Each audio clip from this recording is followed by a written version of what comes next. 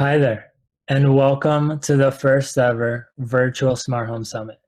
My name is Vlad Servin, and I am joined today by some of my amazing colleagues who work with partners in the Americas region. We have exciting updates for you today, so make sure to stay tuned for our keynote presentation by Michelle Turner. She'll cover the latest tools and capabilities of our Smart Home API, along with how developers and device makers alike can benefit from deeper integrations with the Google Assistant. Following the keynote, we'll broadcast our partner panel discussion, moderated by our very own Vera Zoneva.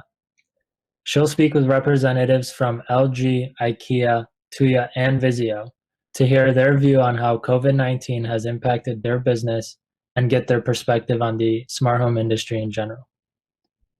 Before kicking off the event, we wanted to quickly introduce our Americas-based team and share a little bit about what we work on and what's top of mind for us.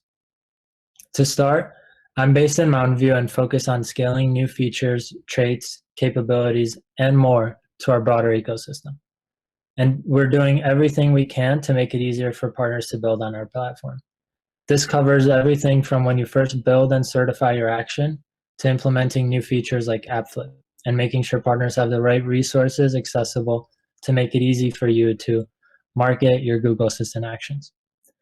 To keep our partners updated on the latest, we are excited to be launching a smart home newsletter that will roll out to all of our partners on a quarterly basis.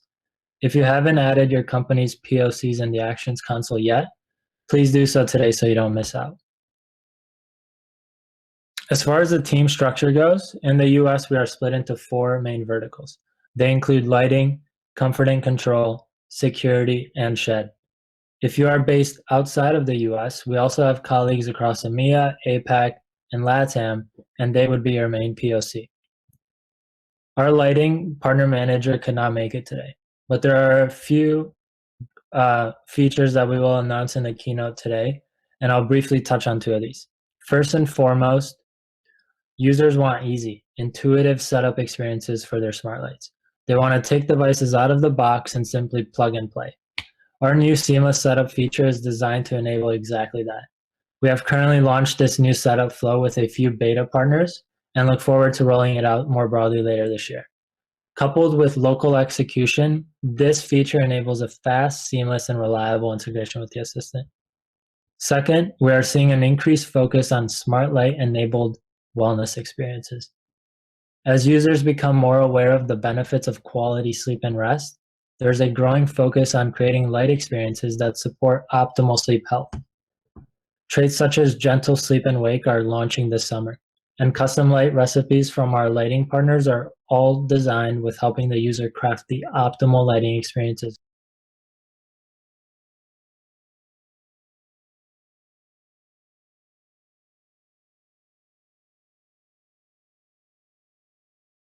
Hi there, and welcome to the first ever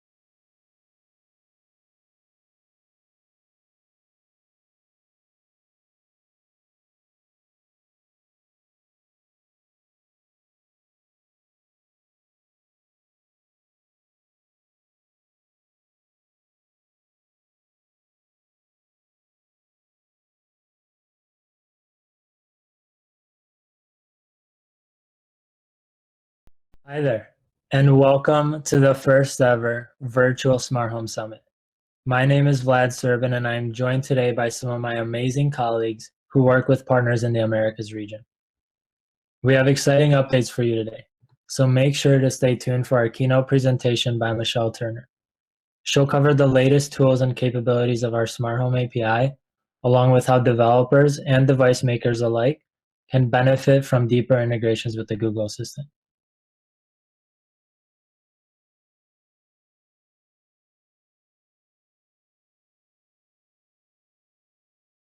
Hi there, and welcome to the first ever. Hi there, and welcome to the first ever virtual smart home.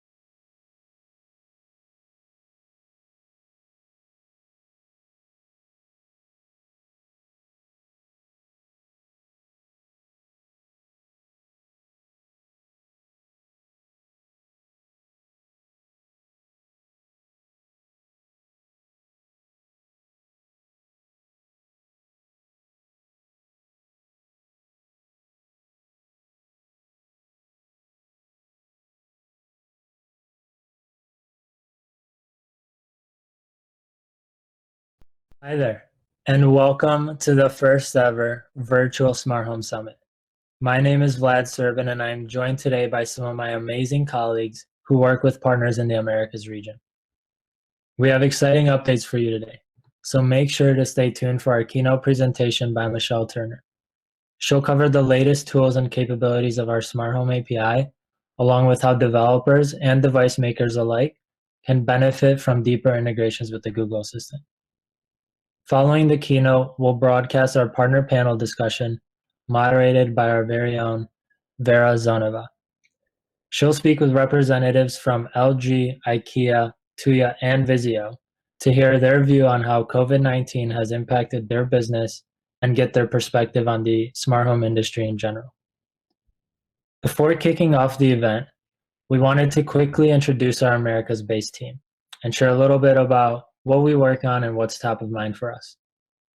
To start, I'm based in Mountain View and focus on scaling new features, traits, capabilities, and more to our broader ecosystem. And we're doing everything we can to make it easier for partners to build on our platform. This covers everything from when you first build and certify your action to implementing new features like AppFlip and making sure partners have the right resources accessible to make it easy for you to market your Google Assistant actions. To keep our partners updated on the latest, we are excited to be launching a smart home newsletter that will roll out to all of our partners on a quarterly basis. If you haven't added your company's POCs in the Actions console yet, please do so today so you don't miss out. As far as the team structure goes, in the US, we are split into 4 main verticals. They include lighting, comfort and control, security, and shed. If you are based outside of the US, we also have colleagues across EMEA, APAC, and LATAM, and they would be your main POC. Our lighting partner manager could not make it today, but there are a few features that we will announce in the keynote today, and I'll briefly touch on 2 of these.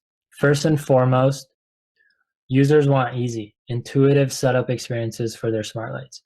They want to take devices out of the box and simply plug and play. Our new seamless setup feature is designed to enable exactly that. We have currently launched this new setup flow with a few beta partners and look forward to rolling it out more broadly later this year. Coupled with local execution, this feature enables a fast, seamless, and reliable integration with the assistant. Second, we are seeing an increased focus on smart light-enabled wellness experiences. As users become more aware of the benefits of quality sleep and rest, there's a growing focus on creating light experiences that support optimal sleep health. Traits such as gentle sleep and wake are launching this summer, and custom light recipes from our lighting partners are all designed with helping the user craft the optimal lighting experiences for all parts of their lives. We look forward to working with you all to enable these exciting new features in the coming months. Stay tuned for the keynote to hear more. Philip, over to you. Hi, everyone. My name is Philip Klimke, and I lead assistant partnerships for our security and monitoring vertical. So this is for device types like security systems, cameras, locks, etc. I'll briefly touch on 2 trends that we're observing and that we think will continue to be important going forward. The first one is, as users are getting more sophisticated with assistant features and smart home in general, we see that they're increasingly adding security devices to home routines and automations. So for example, this could be arming a security system or locking a door as part of a good night routine. And we really want to lean into this trend and educate users more and more about how they can tie security devices into the larger ecosystem. Another trend that we're observing is a kind of blurring of the lines of business models. So we have partners that provide professionally monitored solutions, and we have partners that are more focused on DIY solutions and device sales. But increasingly, we're also seeing hybrid models that have elements of both of these. And our goal is really to ensure that the assistant experience is seamless across all of these experiences, and to ensure that the integrations that we work on together are additive to your business models and help you fulfill the promise of those business models. So I'm excited to connect today and work with you going forward. And now over to Tesnova.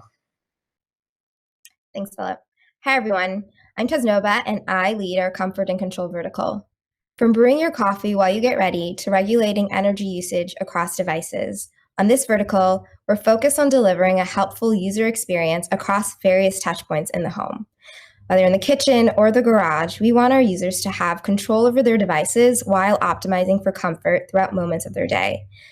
And this is even more relevant now, as the time spent at home has increased by over 15% in some countries during the period of quarantine, as cited by our COVID-19 mobility reports. And so with that, we continue to support our amazing partners in building a connected smart home ecosystem. As of today, OAuth-based AppFlip will be made publicly available on the Actions console. This linking feature will make it easier for users to connect to the Google Assistant and control their devices with the supported actions and features. Please stay tuned for more details, which will be provided during the summit, and we look forward to getting connected. Over to you, Caitlin. Thanks, Tasnova. Welcome. I'm Caitlin Mason, and I lead our Smart Home for Entertainment Devices Partnerships, or SHED for short.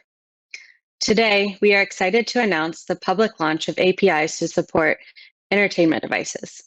The Assistant integration will allow for media and device control orchestration across smart TVs, speakers, set-top boxes, streaming devices, and game consoles. You'll hear more about this from Michelle Turner in the keynote.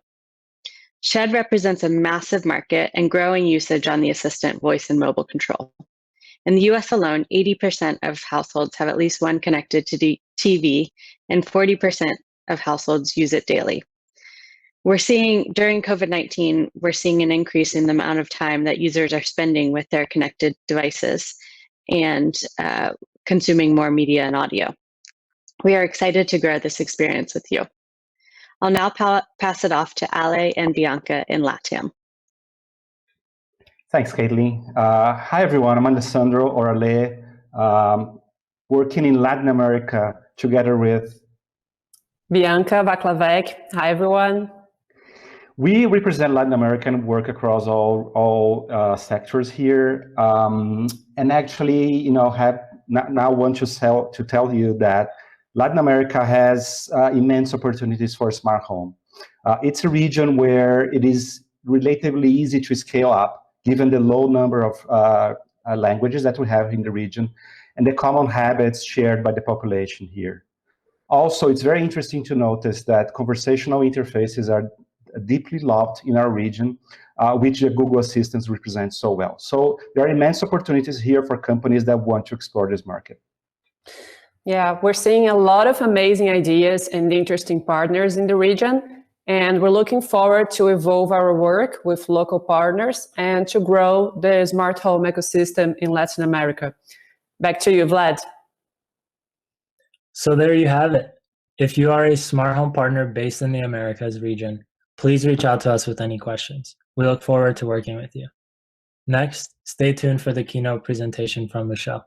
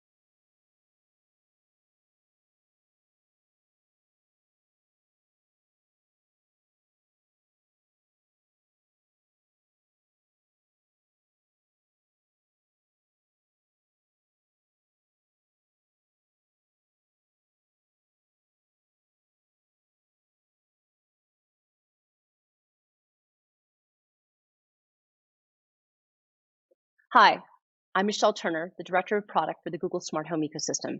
Thank you for joining us today, and welcome to our first ever virtual Smart Home Summit. How we gather and meet today has changed due to COVID-19, and while we may have missed the chance to meet you at Google I/O or some of our other in-person summits, we're really excited to use this forum to share some of the key Google Smart Home updates. In this session, I'll cover the latest product developments around the Works with Google Assistant ecosystem, an update on where we are with the Works with Nest transition, and our perspective on Project Connected Home over IP. Google's no longer a company that just helps you find answers. With each product we build, we're focused on helping users get stuff done. In Gmail, for example, we are suggesting words to finish sentences. And in Maps, we're helping you find the fastest way home. And in the home, we want to make it more convenient for users to manage their home devices and build upon this foundation towards a helpful home that enables true automation. COVID-19 has impacted us significantly, and everyone is spending a lot more time at home. This lifestyle will likely not change given the convenience of online shopping, video streaming, and remote work. Right now, there's a greater need than ever for us to support the individual needs of people living, working, and learning together under one roof. So, let's talk smart home with the latest on the Works with Google Assistant program. As I just mentioned, all of us have been spending a lot more time at home. In fact, many of you may be watching the stream from the comfort of your own home. Based on a recent survey, 7 out of 10 of you expect to be continuing this trend for a while. With all of us home more often, smart devices are being used a bit more, with the biggest growth coming from entertainment devices.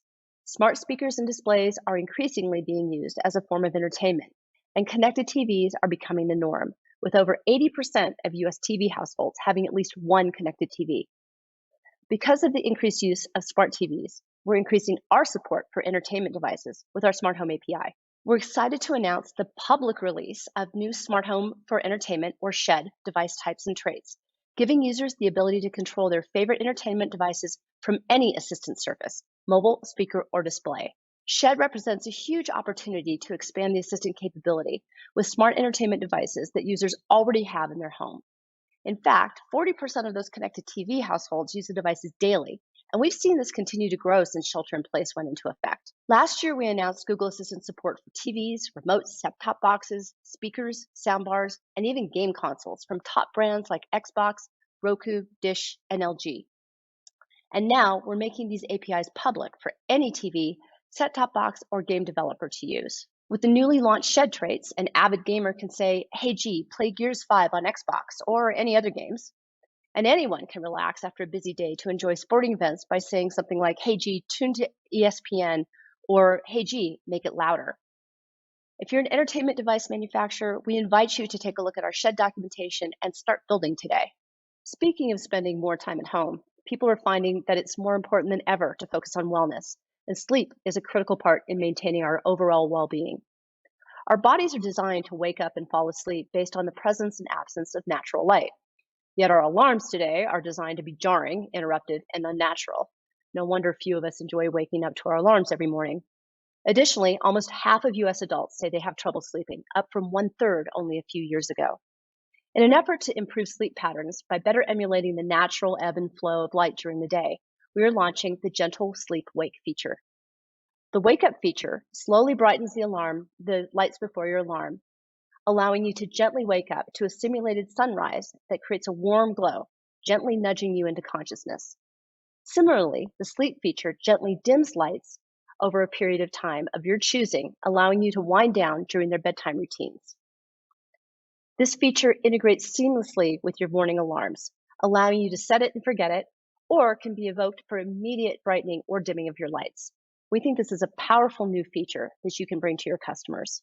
This feature will be launching later this year, and we need your help in telling users about it. We also encourage you to integrate or build your own unique experiences leveraging this capability. But if not, we'll emulate it using a series of brightness and color commands on our end. Over the last 2 years, to enable a helpful home experience, we focused on foundational features necessary to make it easier for a user to manage their smart device. We started by enabling users to use their voice to control their devices. We added touch controls to allow for device interaction with smart displays, and we continue to build an experience where the assistant is multimodal, where voice and touch complement each other. After seeing the phenomenal touch engagement from users on smart displays and in the Google Home app, we're expanding our touch controls to the OS. And what better way to enable that than with our mobile footprint on Android?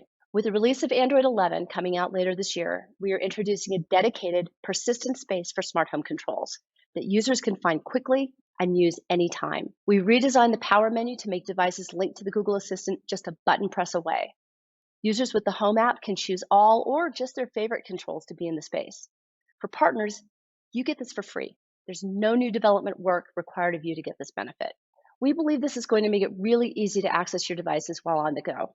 It's going to enable use cases like being able to unlock your door and turn on the lights when you're approaching the house. We'll also have sliders which allow you to adjust the specific settings, like temperature of your thermostat in the morning or how far to open the blinds. This entire OS experience is built on top of the foundation that we've established in the Google Home app. And conveniently for users, they can quickly link back to the Home app for deeper device controls and advanced capabilities like routines. Finally, we built this by putting user privacy first. Every device must be authenticated before it can be used in this mode, and users can even choose to hide these controls from showing up at all until they're authenticated. Your business reps can help with more detail, but here are the biggest areas to work on. First of all, marketing. Get the word out about this with emails, notifications, and updating your existing assets.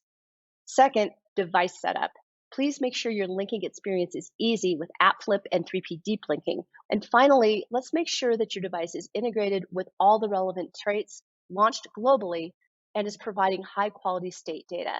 With this presence on the home screen, it's more important than ever that we are getting really high quality integrations. With Android 11, we want to give users a quick and easy way to check on or adjust their devices on the home. As we continue to add new surfaces for device control, it becomes more critical to ensure that we have accurate state. Our team is going to be providing tools to measure your reliability and latency that'll help you improve and debug state reporting. Once you hit key targets for reliability and latency, we're going to shift from the default of querying your state to using report state to render controls and trigger routines. This will reduce query volume on your servers and improve the user experience with accurate device state across multiple surfaces. And in addition to state accuracy, the best user experience comes with strong reliability and low latency. To help solve reliability and latency issues, we launched local execution with the Local Home SDK back in April. As part of the Smart Home platform, local fulfillment extends your smart home action and routes commands to devices through the local network, benefiting users with reduced latency and higher reliability by removing an additional cloud hop. To ease the development process, the Local Home platform supports both Chrome and Node.js runtime environments, as well as developing, building, and testing of apps on local development machines or personal servers. Once you've deployed your local fulfillment app, users will benefit immediately without having to upgrade hardware or manually update firmware.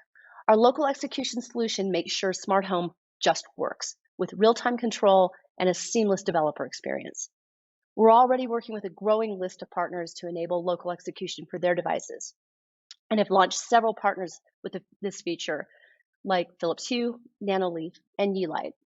Head on over to the developer console today to start to implement local fulfillment for your action. Implementing high quality integration is important. It reduces churn and delights users. Yet there's still a critical gap to try to get users to try these use cases. And we're doing a couple of things on our end to increase the funnel of users linked to your action. We are excited to launch App Flip on the developer console today. With App Flip, we reduced the standard account linking flow to just 2 steps by flipping users from the Google Home app to the partner app without requiring an additional sign-in. More discovery and linking initiatives are coming soon, so please be on the lookout for details. There are various ways for you to increase awareness of your action. Given that the majority of assisted smart home users start their journey in your app, this is a great place to initiate the account linking flow. There will be more opportunities to increase awareness through feature promotion and in-app notification using your app, and we'll have more details on discovery and linking opportunities later this year. So we know that visibility into the behavior of your smart home integrations is critical, from debugging in early development to detailed analytics in production. To enhance developer productivity, we've integrated with the powerful monitoring and troubleshooting tools available in Google Cloud Platform to provide detailed event logs and usage metrics for smart home projects. We've enhanced project logging in 3 key areas: Local Home SDK, account linking, and assistant events to help developers debug and resolve issues quickly with Google Cloud Logging. You can view and analyze log entries directly in the developer console or build logs-based metrics to find trends and gain deeper insights into common problems. Speaking of metrics, you'll find a new smart home analytics dashboard accessible from the developer console and pre-populated with charts for common metrics such as daily active users and request breakdown, giving you an overall picture of your integration's behavior. This dashboard is monitored by new usage and performance metrics in the Google Cloud Monitoring, giving you the power to set alerts and be notified if your integration has an issue. You can get started with this today by going to the Analytics tab in the Actions console or the Google Cloud console to check out these new logs and metrics for your project. I know many of you who are joining us for this keynote are familiar with our Works with Nest program and the changes that we announced last year. I'll take a few minutes now to share with you our progress on the Works with Nest transition and provide an update on what we're doing to create an ecosystem that offers our partners and developers greater flexibility in creating a helpful home. Last year, we announced our plans to transition Works with Nest to the Works with Google Assistant ecosystem and build on a foundation of privacy and data security to ensure our users have confidence in how Google and our partners are protecting the consumer's home data. As a result, our users will have more control and transparency over how their data is shared and how our developers will have a simplified experience in delivering home automation. To continue to support Works with Nest partners that have their own smart home platforms and ecosystems, we announced the Device Access Program, enabling qualified partners to use our API to request secure access and control of users' Nest devices within the partners' apps and solutions, providing our mutual customers more choice on how to control their home. For example, a user that owns a security system can choose to opt in their Nest thermostats on other smart home devices so they can be viewed and controlled via the security system provider app, as long as that partner is part of the Device Access Program. All Device Access partners must pass an annual security assessment from one of our authorized testers, as well as agree to the terms of service. Users are always in control and choose which Nest products they want to share with the partner. To support the Device Access Program, we will soon launch the Device Access Console. This console will be available for both individuals and commercial developers. As a commercial developer, the console allows you to manage your various projects and integrations. It also provides development guides and trait documentation for all supported Nest devices. The self-serve console guides you through the different project phases: development, certification, and pilot testing, and finally production. In each stage, we ensure that our mutual users' privacy and security is maintained. Individuals who want to create their own automations with their Nest devices will now be able to do so with this console, but will be restricted to a limited number of structures and users. One of the most popular Works with Nest features is to automatically trigger routines based on whether users are home or away. Later this year, we'll bring that same functionality to the Google Assistant through presence detection, the start of an integrated intelligence engine that drives how both Nest and third-party ecosystem partner products react when users are home or away. Users can select which Nest and mobile devices are used to collect the data that determines home-away status. For instance, when the sensors indicate that it's clear that there's nobody home, an away routine can turn down the thermostat, turn off the lights, and run a smart vacuum. Also, users can build their own routines from scratch or opt into common ones that we've made for them. Home and away routines can be created from the Google Home app or Assistant apps. More information on home away will be coming in the next few weeks. Another way that you'll be able to innovate on our platform and provide more helpful experiences to users is by extending automatic and user-created routines with custom partner routines. The most innovative Works with Nest integrations were built by our third-party partners, so we'll be recreating that capability by enabling partners to build custom routines. Developers will be able to create and suggest routines not just for their devices, but routines that their devices can work with other devices in a customer's home. You'll be able to create solutions for your customers that are based on your core business and value to your consumers. Whether it's wellness, cleaning, entertainment, security, it's up to you. Users will be able to browse and opt into approved routines and to choose to have Nest and other devices react and participate in that routine. This developer capability is being built with security and privacy at its core. There's no need for partners to access user personal information or device data since the routine is managed by the assistant. We'll also protect users and partners alike by limiting device actions to just certain device categories that are non-security or privacy related. We're still building the infrastructure to enable these experiences, so please stay tuned for more on custom partner routines that will be coming later this year. So now I'd like to give you an update on what we're doing with Project Connected Home over IP. While smart home devices are abundant, the lack of an industry-wide connectivity standard leaves people confused and frustrated while trying to understand what they need to make their home smart and how to set up these devices. It also places a heavy burden on manufacturers to make sure that their devices are compatible with the various ecosystems versus spending precious resources on their core competencies. That's why back in December 2019, we announced that we're forming a working group together with Amazon, Apple, and the Zigbee Alliance to develop and drive adoption of a new smart home connectivity standard. This initiative is called Project Connected Home over IP and intends to solve the protocol fragmentation issue. Similar to how USB evolved to become a plug-and-play connectivity standard, this initiative aims to give consumers the choice of which connected home ecosystem, whether it's Google Assistant, Alexa, HomeKit, or another, that they want their smart home products to be able to participate in. This means that device manufacturers can build a single product to one standard and save on cost and time to market with one protocol to implement, which has broad compatibility. A key aspect of the effort is the use of IP as a foundational building block in the standard. Today, there's no widely adopted open standard for smart home, which is built upon IP, and yet IP is the protocol of the internet as the most common network layer used in our homes and offices. Because of the unique ability for IP to bring together disparate network technologies, IP is an ideal way to deliver end-to-end security and privacy and communication between a device and another device, or an app or service. This protocol will run on IP networks like Wi-Fi, Thread for low-power mesh, and Bluetooth for device commissioning. We're a big believer in this new connectivity standard. We've not only open sourced and contributed technologies like Weave, we are actively involved in the work group to bring it to life, integrating it into our products and working with partners to deliver this simpler experience to our customers. As Project Connected Home over IP's initial specification gets released in late 2020, we will have more information on how it will tie into Works with Google Assistant. In the meantime, nothing changes for our existing smart home developer program. Your current smart home products will continue to work with the Google Assistant, and we encourage you to keep innovating using technologies that are available today, like the Smart Home API and the Local Home SDK. If you'd like to get involved or receive updates, please check out connectedhomeip.com to sign up for news and also to join the Project Connected Home over IP work group in the Zigbee Alliance to help define this next generation standard. Our smart home efforts have grown significantly over the past years. We now have integrations with thousands of partners covering all the major connected product categories and devices, and have embarked on an ambitious project to build deeper in-home integrations through our leadership in Project Connected Home over IP.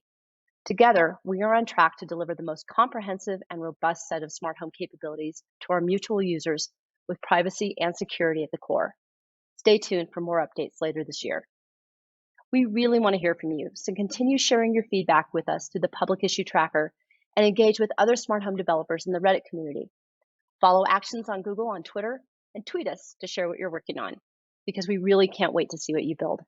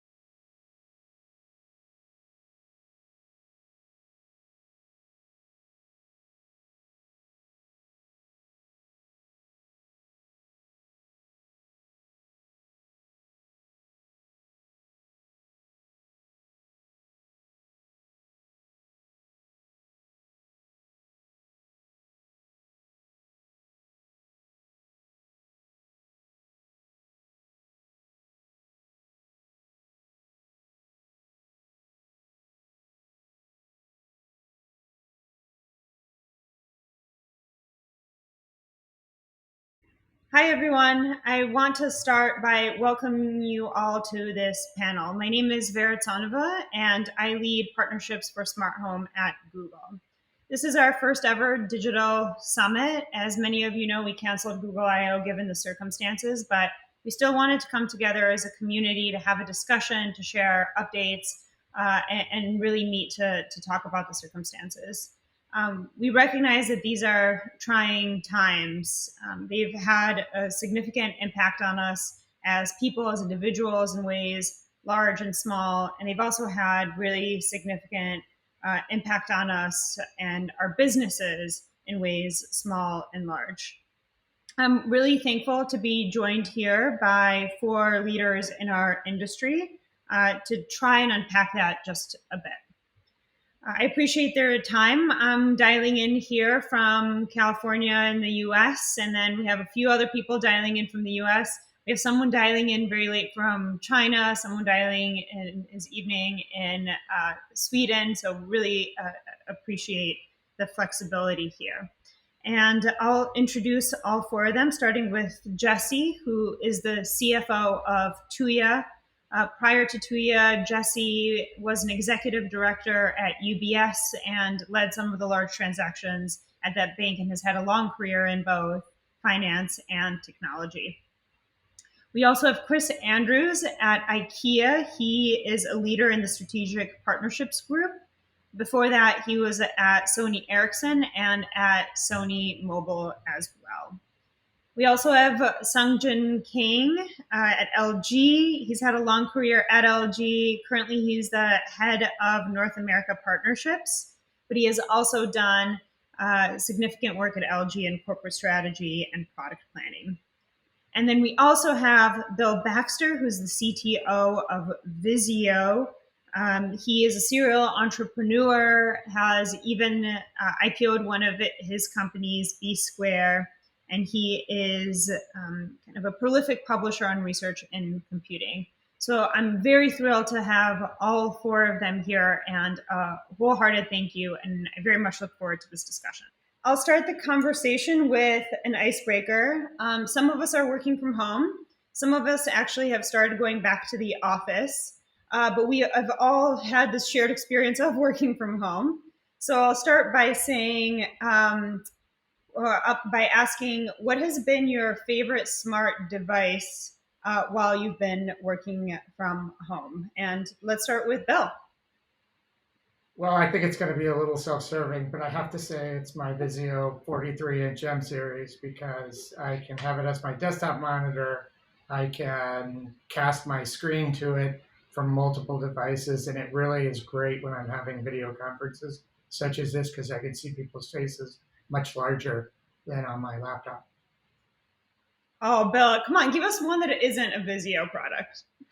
Okay, one that isn't a Vizio product would have to be, I don't have one. Seriously, I don't. Like, I just appreciate having internet access, to be honest with you. Like, Fair enough. Chris, what about you? Well, let's see. I mean, yeah, I have a lot of IKEA products, of course, so that covers a lot of my bases. But I'd say the times I do get out and about, it's really nice to have a smart lock. So I have an August smart lock that I really enjoy. It makes it a lot easier to get out there, take a run, and not have to have your keys with you. Sungjin, what about you?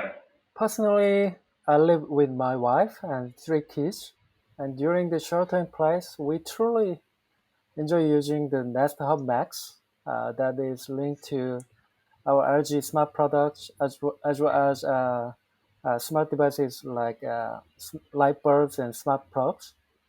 It has become our daily essential from morning alarm, checking the news, useful recipe instruction, managing kids' schedule, and to turning off live with good night mode, and sometimes singing lullaby for my baby.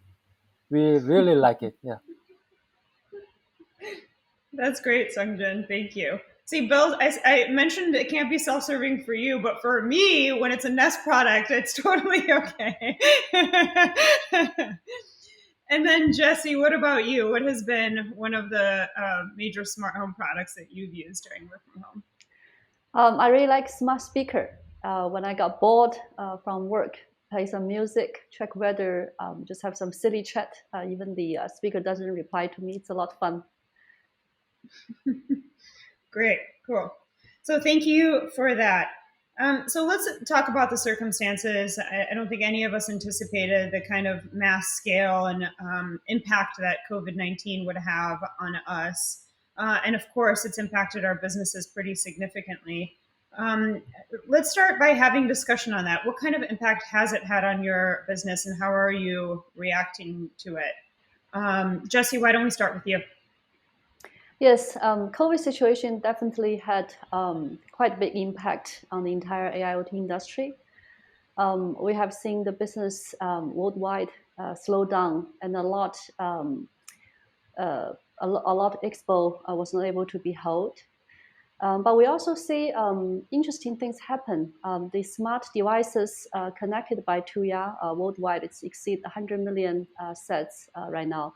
And we have seen the activity of those smart devices actually increased during coronavirus time. And we believe that's because more people stay home and they start to play with their smart devices. And also some of our customers, for example, one customer called Buddy in Indonesia, they produce smart bulbs and plugs because they have been very much focused on online marketing and sales. They actually took the opportunity, quadrupled their sales in this period. So we do see crisis happening and also a lot of opportunities happening as well. What about you, Bill? Can you speak to how it has affected Vizio? Yeah, I mean, Vizio is in a global manufacturing space impacted by environments in China, Taiwan, South Korea, Vietnam, Mexico, United States, and it's impacted us significantly, sort of in a rolling thunder sort of way. Prior to the pandemic, we were working on rebasing manufacturing due to tariff issues, and right in the midst of that, then we see that we're going to have to open manufacturing in Vietnam. The pandemic hits, Vietnam closes down. We were moving into Mexico. Mexico closes down. So it has been, from a global supply chain perspective, been a significant challenge to overcome. And at the same time, and perhaps not surprisingly, but I think hindsight's 2020, TV sales have never been stronger. It turns out when you have to work at home with your family, you find out you don't have enough TVs or monitors or whatever it is. And so we have been struggling to keep enough supply available in order to meet that demand. We don't know what that means from a macroeconomic standpoint, say in the third and fourth quarters, which are traditionally strong for TV sales, because there has been such a huge run on TVs and speakers over the last couple of few months. That's incredible. Thanks so much for sharing that, Bill. And Sungjin, your business LG has such a broad set of products that you provide to the market, and like everyone else on this call, has such a global footprint. How has the pandemic affected your business across these many different device types and globally? It is because the world is more interconnected than ever. It seems like a global pandemic like COVID-19 has a much bigger impact. Maybe we will be living with coronavirus at least through the end of this year and likely longer until the threat of the virus is mitigated. Accordingly, we found that customer behavior and demand patterns have changed significantly, as Bill mentioned, and may continue to do so. People are getting used to working without contact, and it is expected that the time spent at home will increase significantly more than before. If the time spent at home increases, demand for smart home appliances to make your home feel more convenient, TV and audio for entertainment at home, and IT products like a monitor and PC for productivity at home will gradually increase as well. In addition, there are many opportunities for our various care solution products related to virus protection, such as air purifier or Vera, you are familiar with our LG's innovative starter, which easily refresh your clothes with gentle power of steam. All right, so let's transition a little bit and talk about each of your businesses. One of the kind of core things that's really important is the major paths to user adoption for your products. So let's start with Chris. Can you speak a little bit more about that path for IKEA? Yeah, sure. I mean, we are, as with all our product ranges, we're starting by looking at what are real customer needs in order to create a good proposition in the first place that our customers want. And we've designed our system in a way that it's expandable. So you can begin with a very simple setup with just a light switch and a light bulb. And then as you progress through your smart home journey, you can add to that.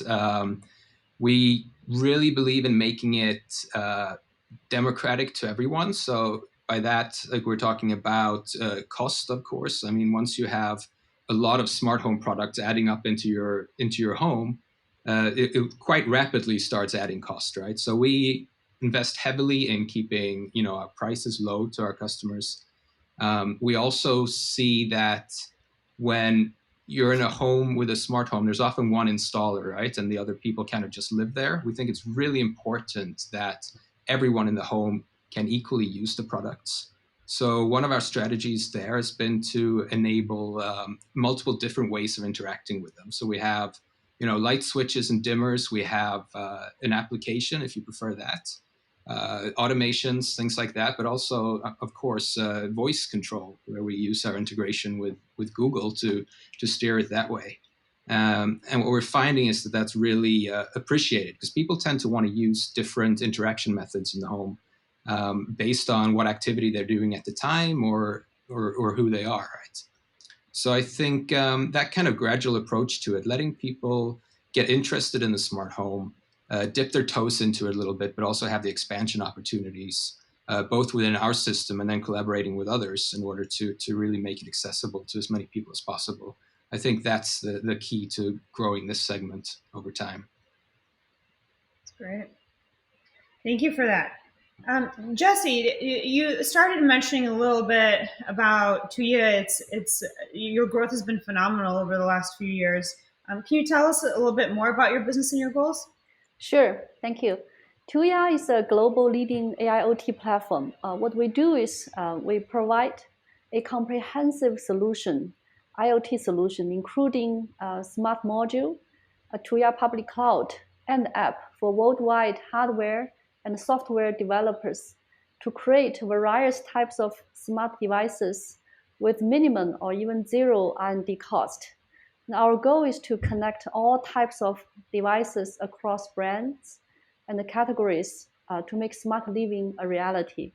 So since we set up our company has been 6 years, and through the 6 years, we right now are able to support 180,000 clients worldwide, including some very prominent consumer brands, rising brands, their manufacturers, retail channels, online or offline channels, to deliver over 90,000 SKU of consumer devices.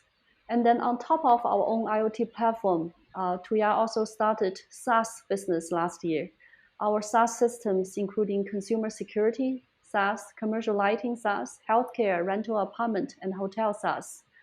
And those SaaS systems enable a convenient and efficient smart living and smart work environment. We also encourage worldwide SaaS developers to use our SDK API to develop their own SaaS to join us for this new IoT era.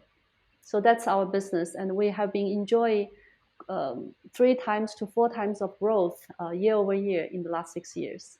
And even pandemic time this year, since May, we have recovered very strong growth versus last year.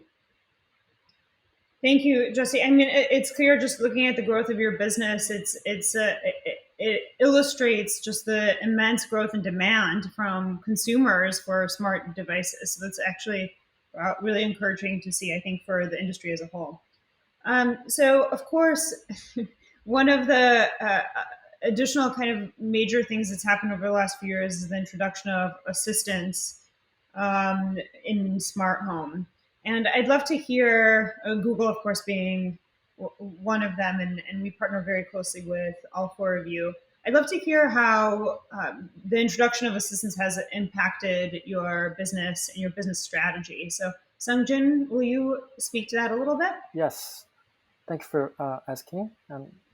As you know, LG has a wide range of product and business portfolio, not only growing bigger in B2C business, such as TV, home appliances, smartphone, and IT products that LG is known for. We are also heavily investing in B2B business like vehicle solution, hotel TV, digital signage, solar, and system HVAC, etc. LG's products have been developed with different platforms such as Android OS on smartphone, TV with WebOS platform, and appliances with RTOS, while B2B products have also been operating on top of separate platforms. Google Assistant enables a seamless connection among various LG products from the customer's point of view, regardless of such different platform. And through the voice of customers, it is true that it has given us the new turning point to orchestrate more intuitive and various convenient devices. For this reason, our collaboration with Google Assistant, which began on smartphones with the world's first Google Assistant dedicated key, has continued to expand to the Google Assistant built-in OLED TV, as well as all kinds of LG smart home appliances and our full line of luxury built-in signature kitchen suite. Even B2B areas will expand the scope and depth of collaboration with customer needs, and we are confident that we will be able to provide more complete service to global customers with Google Assistant. Thank you, Sungjin.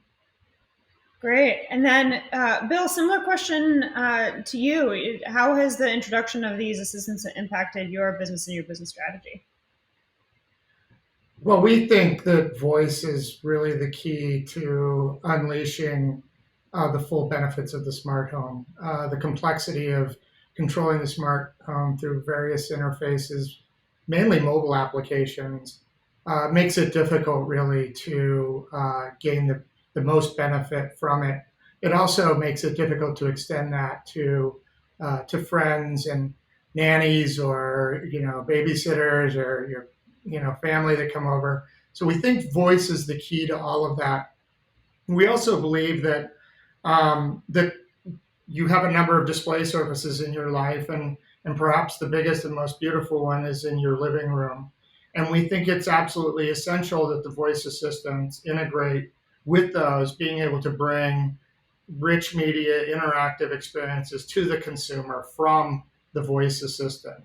And so through integrating protocols like Chromecast, as well as Google Assistant actions, we're able to give consumers experiences that they really couldn't do before. I can say, show me my backdoor security camera on my living room TV, and it just seamlessly pops up your backdoor security camera, and you can look at it, or you can say, watch this movie on that TV.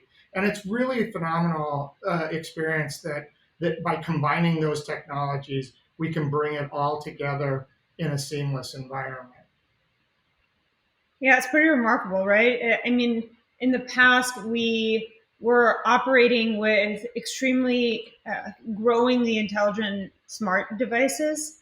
And now we're at the point where we're beginning to see some of these seams go away, where, as Sungjin said, the orchestration becomes pretty key, and you're suddenly able to worry less about like a single device and operating a single device, but a whole home experience. And I think many of us are building in that direction. So it's very exciting to see. Along those lines, I'd love to have a little bit of a discussion on some of these trends that you see in smart home. Bill, you mentioned some of these use cases. If you had a magic wand, what experiences would you bring to smart home, Bill?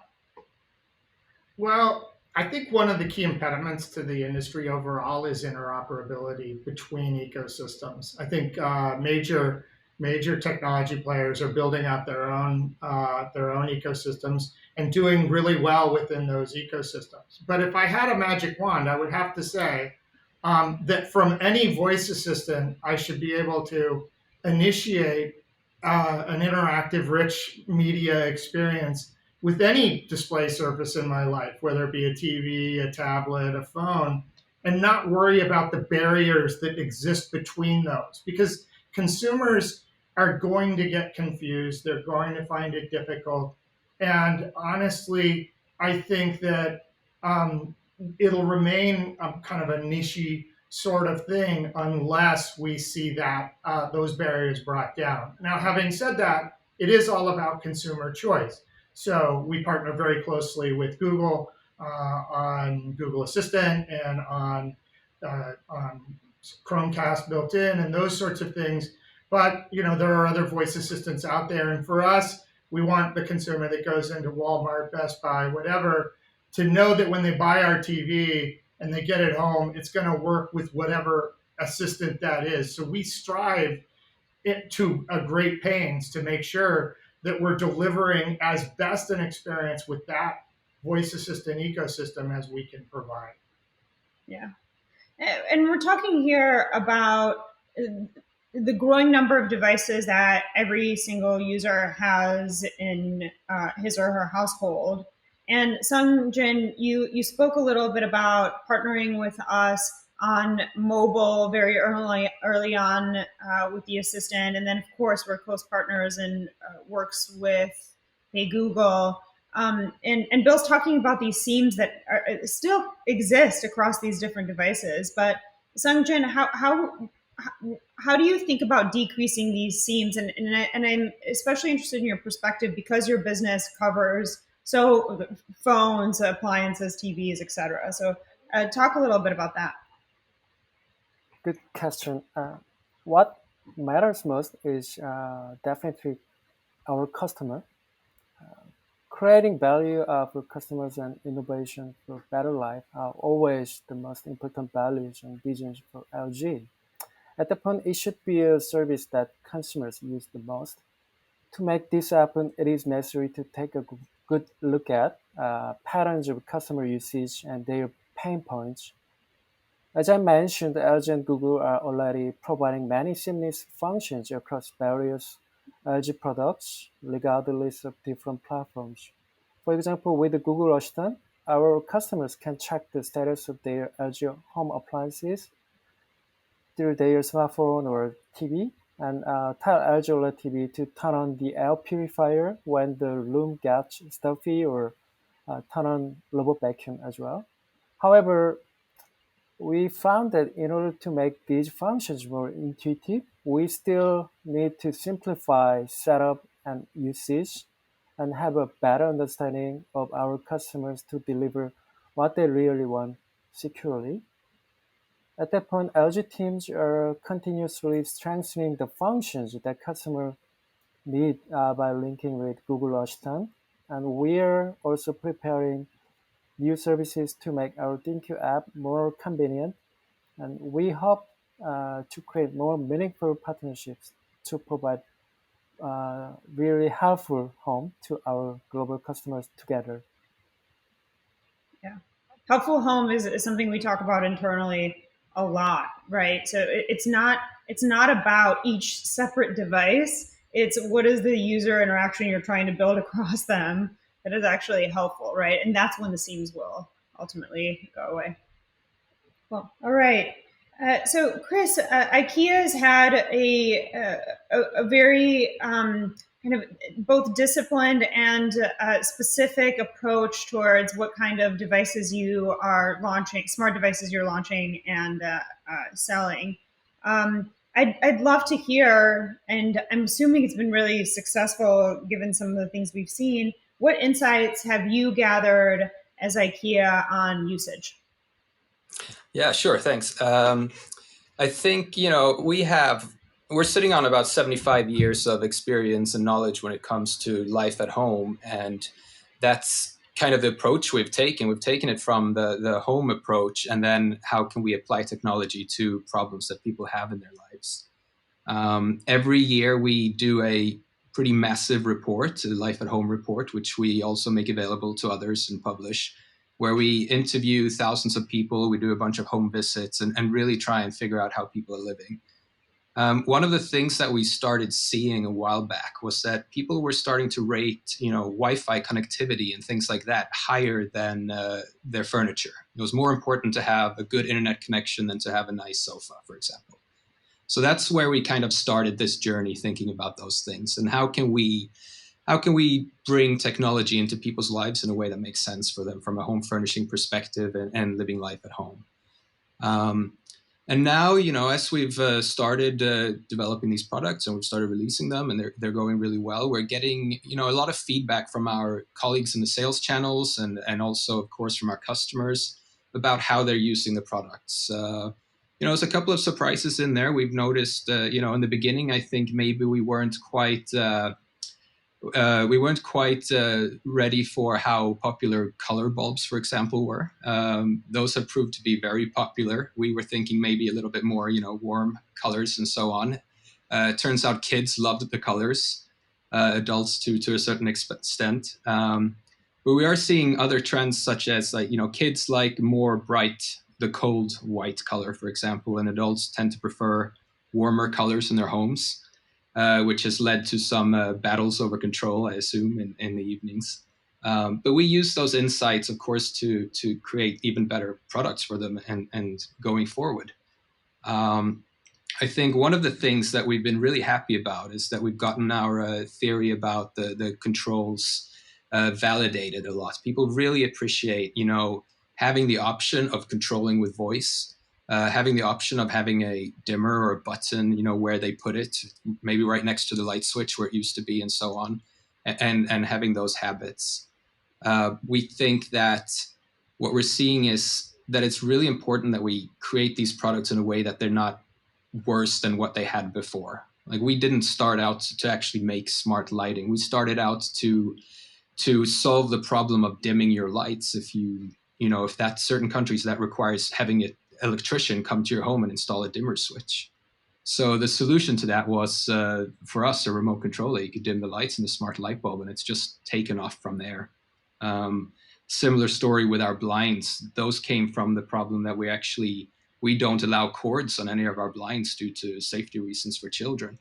And then we had an issue where people couldn't reach the blinds to pull them down. So we didn't start by making smart blinds. We started by trying to solve that problem of reaching that blind. And then it just happened that really gelled well with the rest. And, we're seeing more and more synergies, more and more areas that are really exciting to explore. And bright future, I think. I love that, Chris. It's such a fascinating answer where you're starting with a user problem versus starting with a device and making it smart. And in fact, I've seen so many examples of devices that are just easier to use when they're not smart, and making them smart makes them actually more difficult. But it doesn't surprise me that you guys have seen such great success given your approach of solving the user problem, and it's a very specific one too. So that's awesome. Thank you for sharing. So Jesse, you spoke a little bit about the unique value proposition that Tuya brings to the table, and on a similar vein, how do you think about driving engagement for your partners?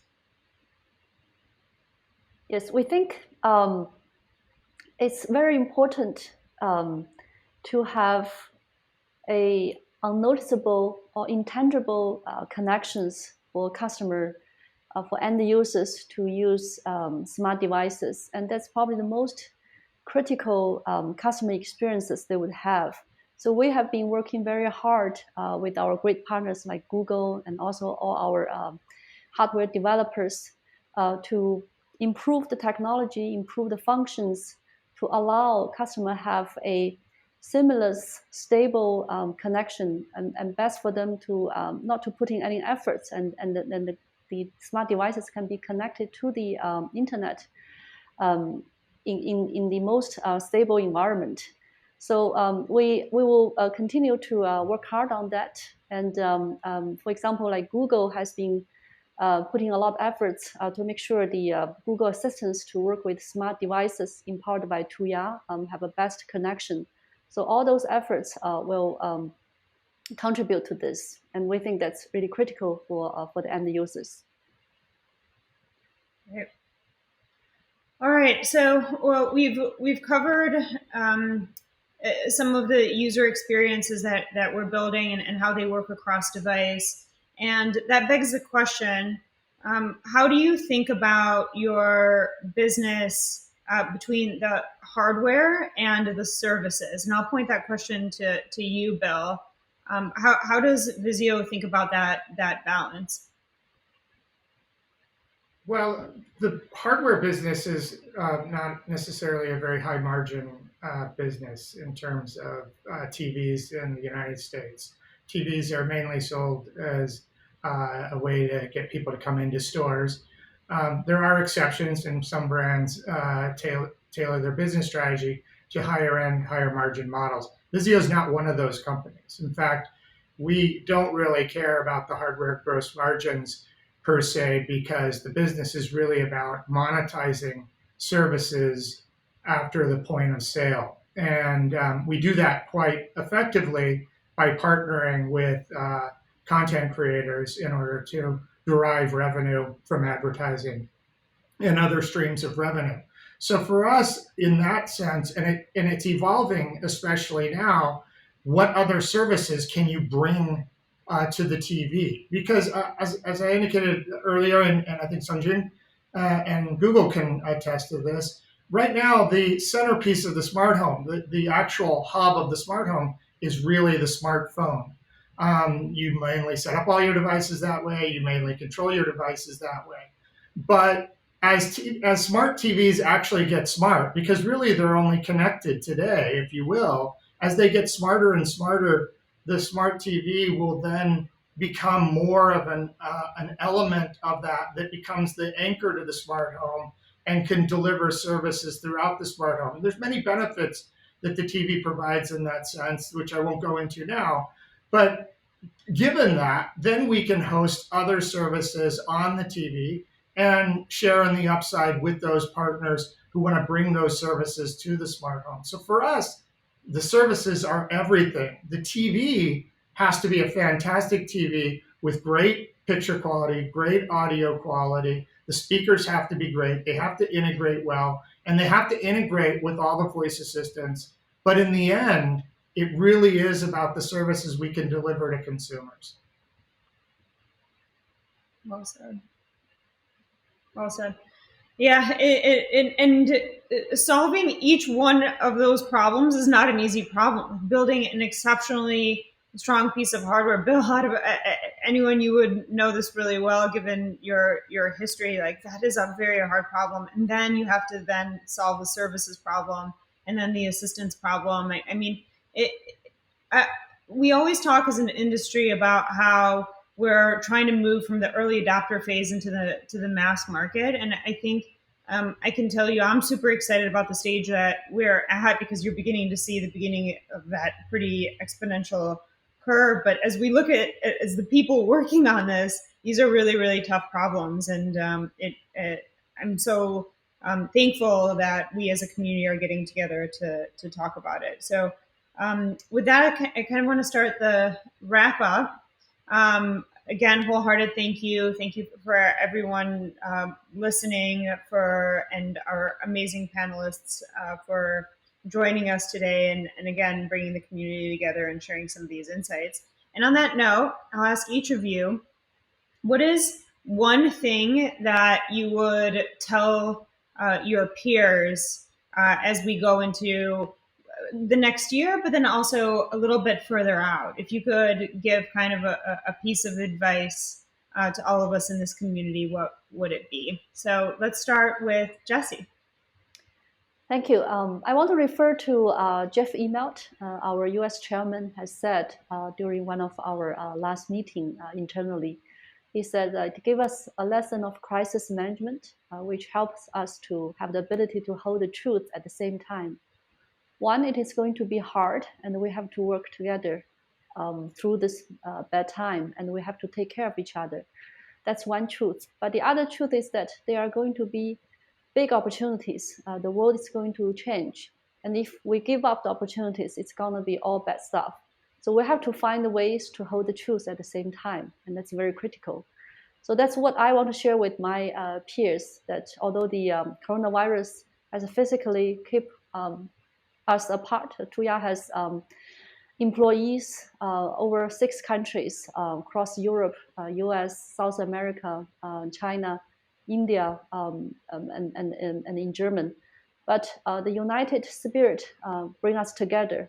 So the connectivity through seamless interconnection is an unstoppable trend. So during this pandemic time, there will always be challenge, but those who take full advantages of these changes will find way to succeed. Thank you. Wow, Jesse, well said. Thank you for sharing that. Remarkable. Sung Jin, what about you? Yeah, just like our slogan of "Life is good," LG always trying to continue to make lives of consumers more convenient by developing many innovative products and services. Even though COVID-19 is a global crisis, it could also be an opportunity to get closer to our customers and create a better, innovative customer value. And we are preparing to adapt quickly at the corporate level for the post-COVID-19. I think the new normal era caused by this global pandemic is something none of us have experienced before, and will be difficult to choose the right path alone. However, I strongly believe that we can overcome this crisis in the future with strong collaboration among us.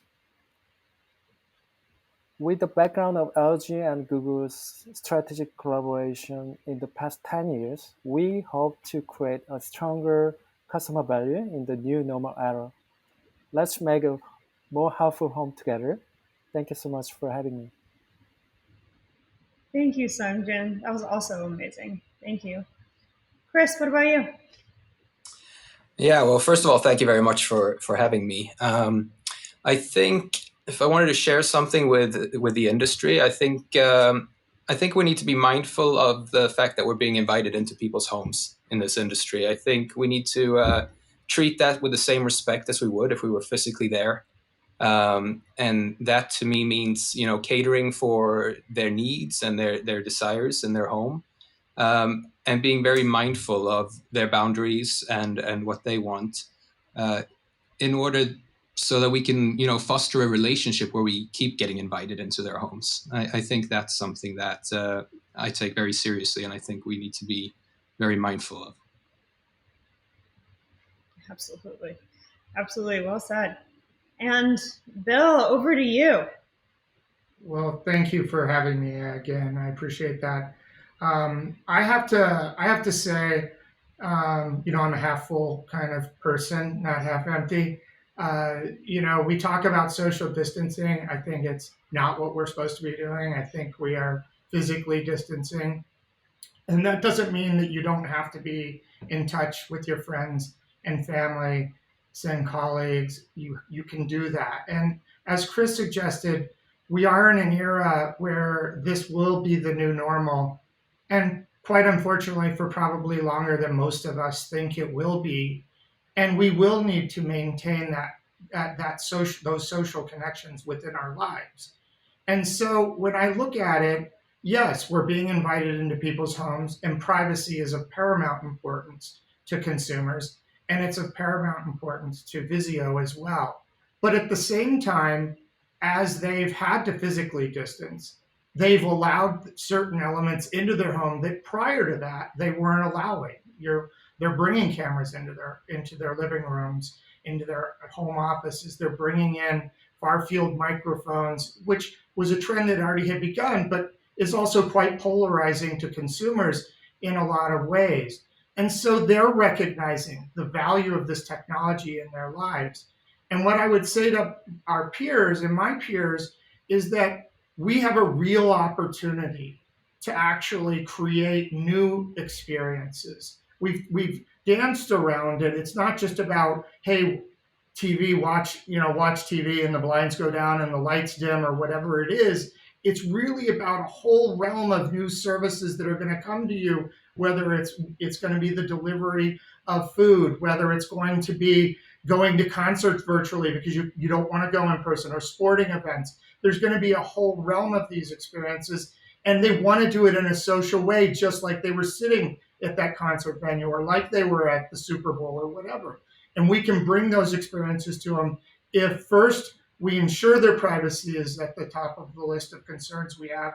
And secondly, we each build the components, just like the web came about through mashups after mashups, and IoT came together from mashups.